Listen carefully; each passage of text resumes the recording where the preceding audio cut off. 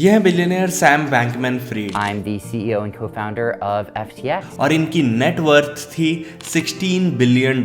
पर ये इसमें भी खुश नहीं थे। लालच में आके इन्होंने कुछ ऐसा किया जिससे लाखों लोगों के पैसे डूब गए, क्रिप्टो मार्केट और भी गिर गया and he lost everything I mean currently इनका नेट वर्थ है $0। बैंकरप्ट हो चुके हैं, पुलिस पीछे है। बहुत से लोगों ने इस पूरी स्टोरी को बहुत ही डिटेल्ड में second by second, event bye event cover किया है, पर मैं इस वीडियो में उन डिटेल्स में जाने की जगह आपको ये बताऊंगा कि ये एग्जैक्टली सैम बैंकमैन-फ्रिड थे कौन, इन्होंने क्या गलतियां की, हम उन गलतियों से क्या सीख सकते हैं, और तो और अगर फ्यूचर में ऐसी चीजें दोबारा हो रही है तो हम उससे अपने आप को कैसे सेफ गार्ड कर सकते हैं। इस वीडियो को पूरे एंड तक देखिए एंड अगर पसंद आए तो प्लीज लाइक कीजिए एंड सब्सक्राइब कीजिए अगर आप चैनल में नए हैं। मेरा नाम है रोशन शर्मा एंड चलिए शुरू करते हैं ये जानने से कि Sam Bankman-Fried as known as SBF actually थे कौन एंड लोगों ने यार इतना हल्ला क्यों मचा रखा है FTX के नाम। क्यों भाई इतना शोर क्यों मचा रहे हैं? SBF का जन्म स्टैनफोर्ड कैंपस के अंदर हुआ है क्योंकि इनके दोनों पेरेंट्स स्टैनफोर्ड लॉ स्कूल में प्रोफेसर्स थे। इन्होंने खुद भी अपनी पढ़ाई MIT से करी है एंड उसके बाद इन्होंने काफ़ी सारे टॉप ट्रेडिंग फर्म्स के साथ काम किया। 2019 में इन्होंने एक अपना खुद का क्रिप्टो करेंसी एक्सचेंज लॉन्च किया जिसका नाम था FTX स्टार्ट करने के जस्ट कुछ ही सालों बाद SBF बन जाते हैं one of the world's youngest crypto billionaire. Toyota car में घूमने वाले एंड 99% ऑफ अपना वेल्थ चैरिटी को डोनेट करने का प्लान रखने वाले ये बिलियनियर, इनको लोग वॉरेन बफेट से कंपेयर करने लग जाते हैं, इनको लोग क्रिप्टो का वाइट नाइट बोलने लग जाते हैं। फिर ऐसा क्या हो गया कि FTX जो कि $32 बिलियन का प्रॉफिटेबल कंपनी था, लेस देन एक वीक में पूरा तरह से कोलैप्स कर गया। आइए समझते हैं। FTX में बाइनेंस क्रिप्टो एक्सचेंज ने इन्वेस्ट किया था in their early days. Binance जो कि FTX का one of the biggest competitors है and Binance itself is world's largest crypto exchange. 2 साल बाद 2021 में FTX अपना जो भी शेयर सेल किया था बाइनेंस को, वो बोलता है कि हम वापस ले लेंगे और वो $2.1 बिलियन में वापस खरीद लेता है। उसका पेमेंट बाइनेंस के एक स्टेबल कॉइन एंड FTX के खुद के नेटिव टोकन FTT इसमें करता है। अब हाल ही में नवंबर 6, 2022 को बाइनेंस के CEO CJ एक ट्विटर पोस्ट लिखते हैं, due to recent revelations that have came to light, we have decided to liquidate any remaining FTT on our books। आसान भाषा में CJ ने बोला कि जो FTX का नेटिव टोकन है, जो FTT है, उनके पास करीब $600 मिलियन का वो FTT अभी भी बचा हुआ था और वो बोले कि सारा मैं सेल कर दूंगा, मुझे नहीं चाहिए। पर यार अचानक से बाइनेंस के CEO को ऐसा क्या लगा कि पब्लिकली ये बात बोलनी पड़ी। तो टाइम मशीन लेके थोड़ा पीछे जाते हैं। 2017 में SBF ने एक और कंपनी लॉन्च करी थी जिसका नाम था Alameda Research, which was a quant trading kind of a company.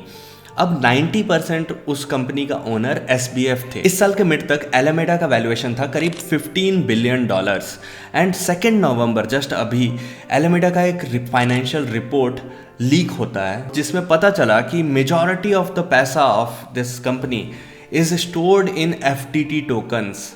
So FTT वही FTX का नेटिव टोकन। सो SBF ने 2 कंपनीज खड़ी करी, एक कंपनी जो पैसा मिंट कर रही है और दूसरी कंपनी जो वो पैसा यूज़ कर रही है और अपना वैल्यूएशन बना रही है। हवा में पैसा जनरेट हो रहा है यार, हमें भी कर। बस फिर ये सामने आया तो बाइनेंस के CEO, सारे ट्रेडर्स सबने बोल दिया कि हम तो सेल कर रहे हैं एंड इसके कारण FTT का प्राइस बहुत शार्पली ड्रॉप किया। SBF ने एक दिन बाद ट्वीट किया, बोला a competitor is trying to go after us with false rumors, FTX is fine, assets are fine। अब सच्चाई किसी से हमेशा के लिए तो छुपती नहीं है। सो SBF ने भी अपना ट्वीट डिलीट कर लिया, सबको पता चल गया कि यही है। अब उन्होंने एक सॉरी मैसेज ट्वीट कर रखा है एंड अपना कहीं पर बैठे हुए हैं चिल मार। एंड लोगों के पैसे डूबे तो डूबे, जो पैसे बचे खुचे थे भी वहाँ, वो बाकी लोग विड्रॉ नहीं कर पा रहे हैं। एंड इसी वीकेंड पता चला कि जो पैसे उसमें थे हमें तो विड्रॉ नहीं करने दिया, लेकिन एक हैकर ने $600 मिलियन ले गया अपना। रूमर्स तो ये भी थे कि SBF ने खुद ही पैसे लिए और चले गए, बट बाद में उन्होंने क्लैरिफाई किया कि नहीं यार, मैं तो बहामास में बैठा हुआ हूँ, मैं इधर ही हूँ। कुछ जगह ये भी पता चला कि कंपनी के जो मेंबर्स थे और एम्प्लॉयज़ थे वो पैसे निकाल रहे हैं, पर हम जैसे आम जनता, हमें पैसा लेना अलाउड नहीं था, क्योंकि पिसते तो आखिर हम ही है ना। सो ये तो हुआ कि हुआ क्या था। अभी बहुत सारा चीज़ें और भी चल रही हैं, it's a developing situation, and आपको अगर डिटेल में जानना है तो I have put some good resources to know in the links in the description. पर अब ये समझते हैं कि अपार्ट फ्रॉम पैसे डूबना, इस पूरे इवेंट से crypto industry as a whole पे इम्पैक्ट क्या पड़ा है। हमें ये बात समझ में आनी चाहिए कि क्रिप्टो एंड ब्लॉकचेन हम जैसे आम लोगों के लिए काफी ज्यादा फायदेमंद हो सकता है। बड़े institutions, corrupt government, regulations, uncertainty, regional conflicts, ये सब से हम बच सकते हैं अगर हम क्रिप्टो यूज करें। बट कुछ लालची लोगों के कारण पूरा इंडस्ट्री का नाम खराब हो जाता है। जो छोटी मोटी कंपनीज होंगी, स्टार्टअप्स होंगे, जो एक्चुअली लोगों का हेल्प करना चाहते हैं, एक्चुअली काम के प्रोडक्ट्स बना रहे हैं, उन लोगों को अब फंडिंग मिलने में इश्यूज़ होगा, उन लोगों को काम करने में इश्यूज़ होगा। सब कुछ, पूरा जो क्रिप्टो का इनोवेशन था वो स्लो डाउन हो जाएगा। अब ऐसा इवेंट पहली बार तो हो नहीं रहा है, पहले भी हुआ था, आगे भी होगा। लूना ने अभी कुछ किया था, अभी कोई और करेगा। अब बात करते हैं 3 ऐसे स्टेप्स का जो हम और आप ले सकते हैं टू सेफगार्ड, अपने आप को बचाने के लिए अगर ऐसा कुछ इवेंट हो जाता है तो। और याद रहे, ये फाइनेंशियल एडवाइस एकदम भी नहीं है, ये बस मेरा ओपिनियन है। पॉइंट नंबर 1, सिर्फ क्विक गेन्स के लिए कभी भी कोई सा भी टोकन नहीं खरीदना चाहिए। इतना ही पैसा डालना चाहिए जो आप अगर लूज़ कर दो तो बहुत ज़्यादा गम ना हो, बहुत ज़्यादा कुछ परेशानियां ना हो। याद रखें, इन्वेस्टमेंट जब हम करते हैं तो कमाए हुए पैसे को बचाने और बढ़ाने के लिए करते हैं, पैसे कमाने के लिए नहीं करते हैं, unless you are a professional. Point number 2, crypto में रेगुलेशंस नहीं होने के कारण, स्टैंडर्डाइजेशन नहीं होने के कारण, ये सारे जो सेंट्रलाइज्ड प्लेटफॉर्म्स हैं उनमें पीठ पीछे क्या हो रहा है किसी को नहीं पता।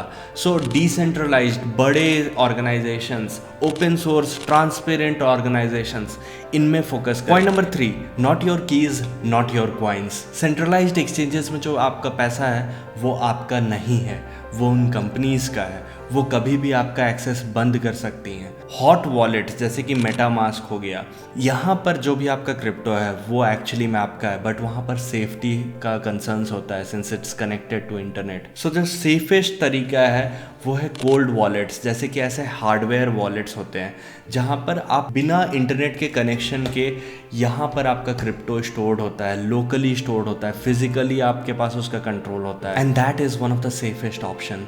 सेफ रहें, समझदार बने, एंड इस स्टोरी से जो सबसे बड़ी सीख हमें मिलती है कि अत्यधिक लालच अच्छी बात नहीं है। होप आपको वीडियो पसंद आया एंड आपने कुछ नया सीखा। मैं 500 सब्सक्राइबर्स रीच करने का ट्राई कर रहा हूँ by the end of this year, so please subscribe to my channel, like कीजिए इस वीडियो को, शेयर कीजिए अपने दोस्तों के साथ, उन्हें भी पता चले कि एक्चुअली देश दुनिया में चल क्या रहा है इन क्रिप्टो एंड एक्सेट्रा। अगर आपको ये वीडियो पसंद आया तो आपको ये सारे वीडियोस भी पसंद आएंगे, एंड होपफुली आप कुछ नया सीखेंगे। Until next time, see you, thank you so much.